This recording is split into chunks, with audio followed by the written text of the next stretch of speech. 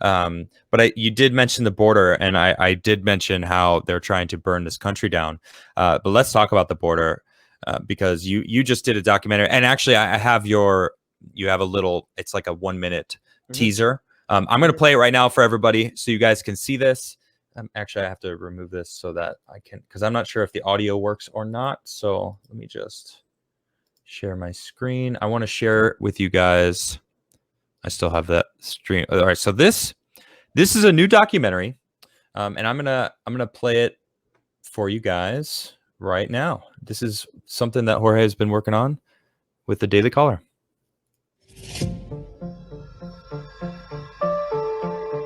These marijuana grows are either connected to Mexican cartels or high-level criminal organizations that also use human trafficking, as they've used workers to work these grows. On this grow, there was 5 Chinese nationals that were working this grow that are undocumented, don't speak any English, and are most likely were human trafficked here into the United States to work on these illegal grow ops. Their whole purpose to come here was just to tend for the grow, and then it helps cover their costs for whoever brought them over. The Mexican cartel-related operations that have exploded in the Antelope Valley. It doesn't stop. We're 300 miles away from the border, and we have one of the largest illegal drug operations happening in the backyard in the high deserts of Los Angeles. It's accelerating to the degree that we're just... This looks like a video game. This isn't a video game. This is real. Those are assault weapons. I mean, they are way ahead of us. We can't seem to get one step ahead of them.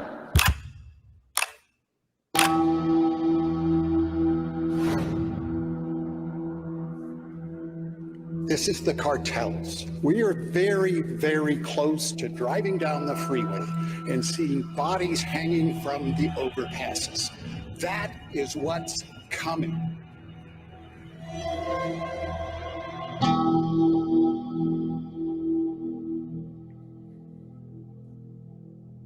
Wow. So that is a new documentary that you have produced with the Daily Caller. Is that right? Mm-hmm. That's and you, man, that is frightening. Now, who was talking there at the end? Who was saying that we're not far from seeing bodies hanging from the overpass? That's a frightening statement. Yeah, so that was the mayor of Lancaster. His name is RX Paris. So basically, just to kind of give everyone just a kind of quick little breakdown. I've been covering the border pretty heavy. We could probably talk about what's going on there at the southern border. But while I was there, I met Congressman Mike Garcia, who's a Republican who represents District 25 back in California, North LA County. So for folks who are not in California, North LA County, when you hear LA County, you probably just think the city in Hollywood and Santa Monica. But the county is so big that it actually kind of extends out to the rural desert communities, which is like the Antelope Valley, Acton, Neenah, Eastside, Lancaster. And in those communities, it's very desert. It's rural. People that live there lean probably more conservative because they don't like to live in the city.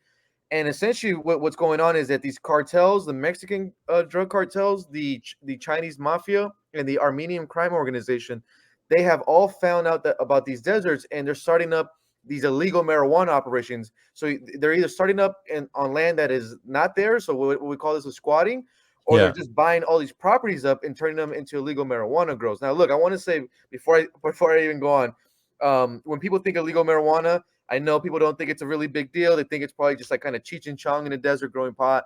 That is not the case at all. This is not an anti-weed thing, but it's just that people kind of need to understand the criminal element. So they start up these illegal marijuana operations, and then to then get that operation working, they actually smuggle migrants from the border and force them to work on these grow operations. So essentially what that term is called is labor trafficking. So when migrants are smuggled and they're used for sex, it's sex trafficking. But here they're used for work. And some of them are sex trafficked, but they're being used for labor trafficking. So now we're seeing labor trafficking on these grow ops. And essentially now that we have 3 cartels kind of battling each other, now the homicide rate in those deserts actually have gone up because now you have cartels battling each other, shooting each other. They are heavily armed. They shoot at sheriffs and police officers. So in the documentary, you're going to see where we interview San Bernardino County Sheriff Shannon Dykes, who his sheriffs has gotten in shootouts with these cartels. Wow. So we have the violence problem. So, LA County Sheriff is now finding bodies in the middle of the desert, shot and killed, connected to these grows. LA Times reported last year There was a 26-year-old from Guatemala that was forced to work on these grows. He ran away. He was shot and killed and, buried out there. And thank God they ended up finding his body.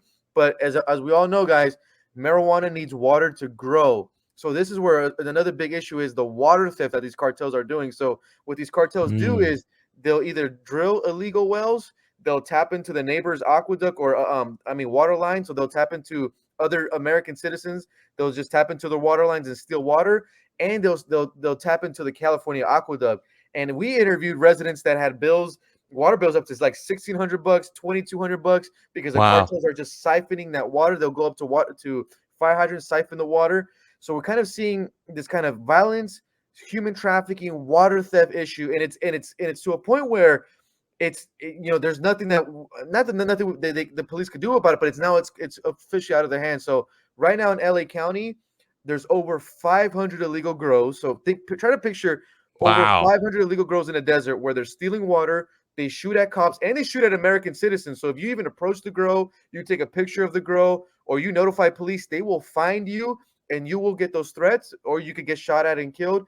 The water theft problem, the environment problem, and it's got out of control, especially on that human trafficking aspect. The county next door, which is called San Bernardino County, they have over 1,000 illegal grows. So just between two counties, you got close to 2,000 illegal grows, all controlled by criminal organizations between the Mexican drug cartels connected to Sinaloa, the Chinese mafia, and the Chinese mafia actually smuggles Chinese nationals through the southern border. So you're going to see it in our documentary. We go embedded with sheriffs when they raid these Chinese grows, and there's Chinese nationals on these grows.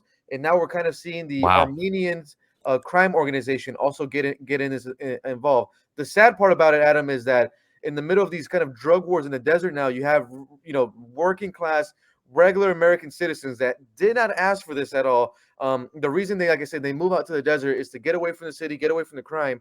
But now they have drug cartels in their little backyard, and this is 300 miles away from the border. So there's a kind of a misconception that Americans think that whatever happens at the border will never come to them.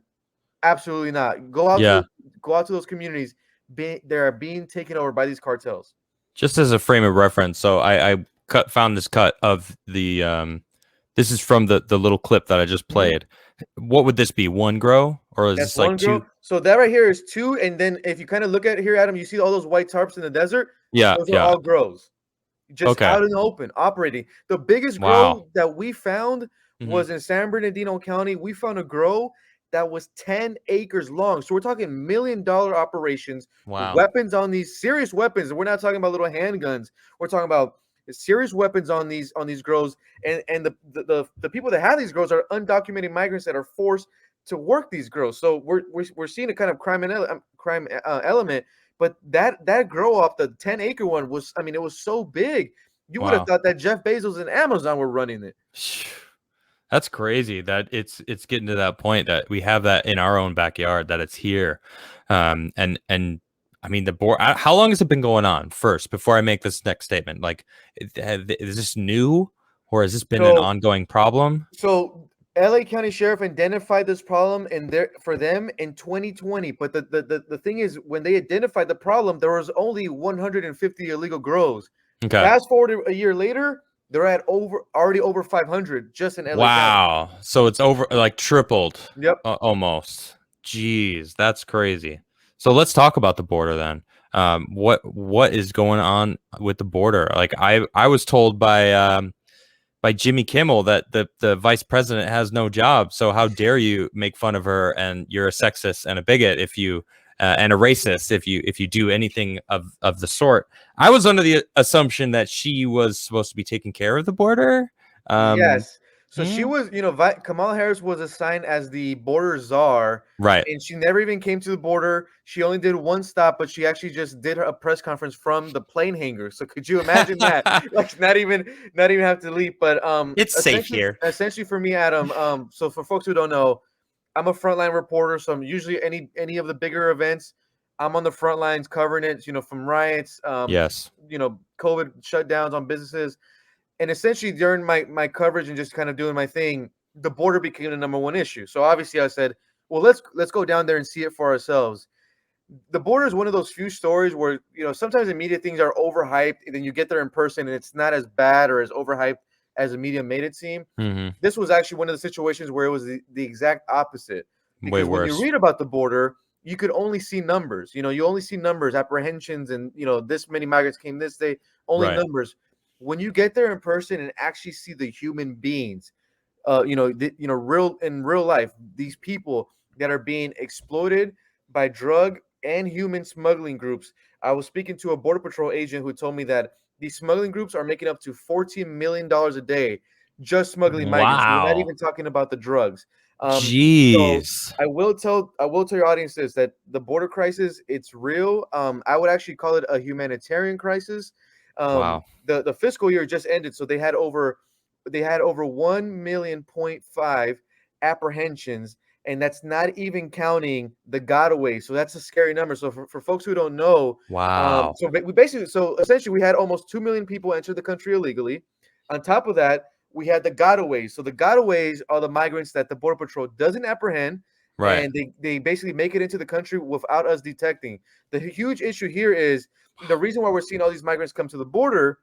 It's because Joe Biden, on his very first day in office, through executive order, removed the Remain in Mexico policy. Yep. So if I was a migrant, the thinking was, well, why would I pay the cartels and do this dangerous journey to then cross illegally into the United States to seek asylum, only for Trump to tell me, well, you could seek asylum, but you have to wait in Mexico for that court policy. And Yeah. when I spoke to Border Patrol, they love this policy because essentially when you release a migrant with a court order, only 13% of the time they even come to the court order. So essentially, Right. that was a failed policy. So Trump comes in, puts in the Remain in Mexico policy, which really helped curb illegal migration. Now, the Biden administration comes in on their very first day through executive order, removes the Remain in Mexico policy. Essentially, what this did, Adam, is if you're with a cartel or a human smuggling group, essentially the Biden It's a green light. administration just gave you your own sales tactic, because now when you go to these migrants, say, hey, this is the time to come, because if you cross over the border, you not only will you not get deported, you get released into the United States now. So then that's when we started to see all these migrants come in, and I kind of wanted to give your audience this. So this is actually a strategy from the cartel. So when I'm in La Jolla and Del Rio or McAllen, Texas, and let's say we run into a group of 100, 200, 300 migrants. Those migrants, they're not trying to run away from Border Patrol. They're actually trying to go to Border Patrol because they know they're going to get apprehended and get released into the United States. Now, Yeah. what this does on the Border Patrol side is when they run into these migrants, it overwhelms them, meaning they have to then process all the migrants. They have to separate unaccompanied minors from the adults. Right. It's a long process on getting information, even calling in buses and then busing those migrants to migrant facilities. So when this happens and Border Patrol is overwhelmed, the cartel does this on purpose, where they pick specific areas where they want to do this. So when the Border Patrol is all overwhelmed with all these units, that leaves the rest of the border Bring in the way rest. more open, and more drugs come in. So I want to give a quick stat, because this is the scary one. Ah. Just between 2020 and 2021, according to a Border Patrol agent that I spoke with, Yeah. fentanyl has already increased by 600% into the country. So we have a Wow. fentanyl crisis. We have a human smuggling trafficking crisis, the stuff that never makes the headlines. And I see it for myself. We interview these people. We have the videos and reports. They never meet the women that are sex trafficked on the way, the unaccompanied minors that have been sexually molested on the Yeah. way, who are going to get essentially sex trafficked here. This is another scary stat for folks. Please pay attention. Axios in September put out a report saying 1 out of 3 unaccompanied children that get released into the United States, the government loses track of. So supposedly the government Wow. is releasing these migrants, or these unaccompanied minors, to vetted sponsors. Well, we must not be doing a good job of vetting these sponsors if 1 out of 3 unaccompanied children get lost into the system. The situation is so bad that the Department of Justice, DOJ, is now running an investigation on the federal government to see if we are releasing unaccompanied children to labor traffickers. So that's what you're going to see in my documentary, Adam, is the labor trafficking aspect. But that's how Wow. bad the situation is. I think it's appropriate to call it a humanitarian crisis. I think I agree with you 100%. And I just want to take a quick second. First and foremost, thank you for all the hard work that you've been doing. I've been recognized. I've been following you for a while, and I just want to let everyone know. Down in the description below is his information. There's also the website where you can watch the documentary that we're discussing right now. Please give him a follow. Please support him. This is really important information that we really need people out there. to know about. And one thing that's popped in my head now is two things, right? You said that Chinese nationals are being smuggled in. Now we know there was an FBI report that came out last year that we've actually apprehended Chinese nationals coming through the airline, bringing in SARS-CoV, the actual like vials of like the actual virus and different versions of it, bringing them to universities, and they were apprehended, and they actually took the stuff and were like, all right, well, why do you have this? And it actually happened a couple times. It was really weird. It's something that we reported on the Timcast IRL show when I was on there. And, that's a scary thing. And then I actually just recently did a segment about how the Chinese government was coming down on the different drug manufacturers because fentanyl became illegal for them to make, which they used to make it there. Now they're skirting this by actually making the stuff that you make fentanyl with, because that's still legal, and sending it to Mexico so the cartels in Mexico can make the fentanyl. And now we're seeing how they're getting it into 600%. That is insane. A 600% increase in fentanyl coming into our border. What does fentanyl do? It kills us. It disrupts America. All I'm seeing this whole episode is just they want to destroy this country. They want to upend this country because this country is the beacon of what freedom is on this planet. China doesn't want us around. Australia is lost. They're practically full fascist now. I mean, Canada, Trudeau's like looking like he wants to do exactly what they're doing over there. It's like Europe. I mean, there's each different country has different things going on over there. But if we are truly divided and we start fighting each other, and people are dying from fentanyl, people are dying from heart disorders, from mysterious illnesses, we'll just put it that way. We're in a hot mess right now. This is serious. And I think there is some light. Like, we're seeing parents taking over the school boards, right? They're winning seats on school boards to stop the indoctrination of children, which is awesome. We're seeing this purge of rhinos in the Republican Party. Not saying that I think the Republicans have the answers, but I do tend to line more with Republicans than Democrat. Well, I don't line with any Democrat at all. Maybe Tulsi Gabbard, if she even is a Democrat anymore, and even still not even 100%. But what do we do, right? I mean, you're actually on the front lines, and I feel like you would actually have more of an idea of like, where do we even start? Because this is a huge problem, right? How do what's the beginning to even, what can the average person sitting out here watching our show, listening to us right now do, right? As a start to help stop this. I mean, I think just from what I've been seeing on the front lines, where you could start, and you said it right now too, Adam, is local level school boards, and not only just school boards, but like mayor, city council. Start at the local level, because that's where these kind of issues arise from. And we're actually working on a mini documentary in Loudoun County in Virginia regarding kind of the battle of parents taking back their children's education. We saw it also in the Youngkin race. What makes it also what this interesting is too, a lot of these immigrants, the ones who are citizens here, they're socially conservative, so they don't agree with CRT or kind of this transgender education push on their children as well. So this is a great opportunity for the right to bring them in, unite them. But hey, I'm on the team where let's bring the populist left, the populist right, and bring these kind of two together, because the populist left agrees on a lot of same things. They're for worker rights. They're kind of tired of these corporations taking over, and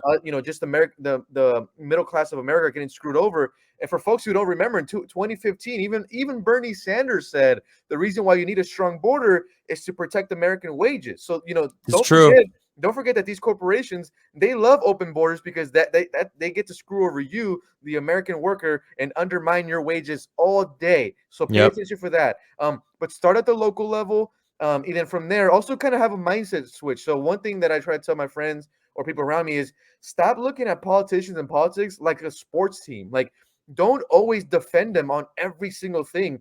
Hold them accountable. Be critical of them. These are people that represent us at the end of the day, whether it's a Republican or a Democrat. If they're not representing the issues that you care about, vote them out. Whether, like I said, whether they have a D or next to the name or an R. Too many times people kind of get caught looking at politicians like a sports team. They always Yeah. want to defend one side. There's kind of a misconception, thinking of like, oh, the Republican Party wants to stop illegal immigration. I mean, yeah, they might want to stop illegal immigration, but they're also bringing in migrants through the HB1 visas and still taking away from American worker jobs. So pay attention to all those aspects. Have that mindset switch where you don't look at this like sports teams, but just from being on the front lines, start at the local level. That's how you kind of see the biggest difference in real time. There it is right there. I agree 100%. Yeah, we really need to really just be a part of things, right? I feel like part of the problem is complacency. We've been comfortable working on what we want to work on that isn't necessarily for the public, or like for others. It's like what I want to do. I'm working on me. I'm working on a project that I feel is important, or a job that I have to work hard at to pay for my family, instead of public service, which it can be that. It's like being a public servant is awesome. I mean, geez, these senators are making millions of dollars a year. I don't know how, but I do know how. But I mean, hey, it seems pretty lucrative. Why wouldn't more people want to be involved in politics? Because obviously the money's really good. Geez. I mean, Adam, we just had the trucker from New Jersey, Edward Dunn. All he spent was like $153 on his campaign, and he won an upset race against a powerful Democratic senator. And look what I seen some interviews, and Edward literally says, "Look, I just wanted to change what was going on." I said, "Why not me?" And look, so regular people get in there, take these establishment guys out. But he's a great story. He's a great story. Just it is awesome. Trucker from New Jersey that was just sick of things and got in it himself and got his hands dirty. I love that too. How awesome is that story, right? That's someone my dad's a trucker, so that was awesome. And you know what? And shout out to all the truckers out there, because seriously, the truckers are the lifeblood. And that's part of the reason we're in this situation, is these port towns are not letting truckers even come in and get their stuff to go on their way. You know what it is? They're starving the truckers out, because truckers don't get paid when they're just sitting there. They get paid mileage, I believe. So if they aren't driving and moving product, they're not getting paid. So I think it's all a push to really starve everyone out, because there's all that stuff is still sitting there. The Asian food joke that judge said, that's funny. All right. That's a good joke, because there are all these ships that, for some reason, now they're only using one crane instead of the 4 cranes. And, they have half a crew, because, they're having these mandates where people are like, we're not going to follow these mandates because of all of these actual studies that you seem to be ignoring. The top one that you are ignoring is natural immunity. Now, I've gotten lots of strikes for talking about this stuff, so I'm going to refrain from continuing on. But it's ridiculous.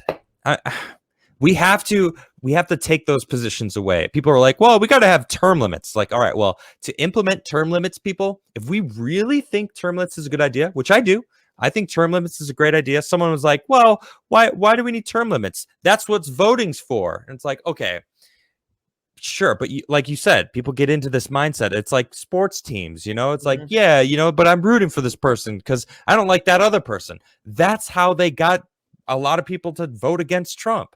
Now, whether or not he actually lost is another story. I'm not sure.